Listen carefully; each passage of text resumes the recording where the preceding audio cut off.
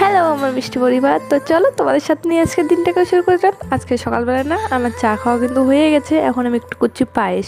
তো অনেক দিন ধরে এই পায়েস আর চালটা আর গুড়টা ছিল, তো ভাবছি না চলো আজকে খেজুর গুড় দিয়ে করলাম পায়েস। ভীষণ ভালো লাগে খেতে, তবে আজকে আমি খেতে পারি না কারণ আমার বেশি একটা ভালো লাগে না মিষ্টি জিনিস। আর এই চিনিটা একদমই বেশি হয়ে গেছে, গুড়টা দিলেই হয়তো হয়ে যেত, তবে বেশি হয়েছে মিষ্টিটা, আমার একদমই ভালো লাগেনি। একটু খেয়েছি, খাওয়ার পরে কিন্তু আমি আমার বাড়ির লোকেদের দিয়ে দিয়েছি। তারপরে চলো গুড়টা দিয়ে দিলাম, আর গুড়টা দিয়ে কিন্তু ভীষণ সুন্দর করে পায়েসটা করবো, আর গুড় দিলে কিন্তু পায়েসটা ভীষণ সুন্দর হয়। তারপরে চলো পায়েসটা তো হয়ে গেছে, দুপুরে রান্নাবান্না দেখালাম না। এখন আমি চান করে চলে এলাম একটু রোদের মধ্যে একটু চুল শুকিয়ে গিয়ে শুয়ে পড়বো, কারণ আমার মেয়েটা ঘুমিয়ে পড়েছে। তো চলো এখানে বসে থেকে চলে যাচ্ছে এখন ঘরে। আর ঘরে এসে একটু সাজুগুজু করেছি, কেন বলো তো, একদম সিম্পলভাবে কোনো রকম ঝুট ঝামেলা ছাড়াই সাজু করেছি। স্কার্টটা পরেছি আর উপরে নাইটির উপরে সোয়েটারটা পরে নিয়ে এখন চলে গেছি কীর্তন বাড়ি। তো চলো আজকে মিনি ব্লগ এতটুকু, কালকে আবার একটা মিনি ব্লগ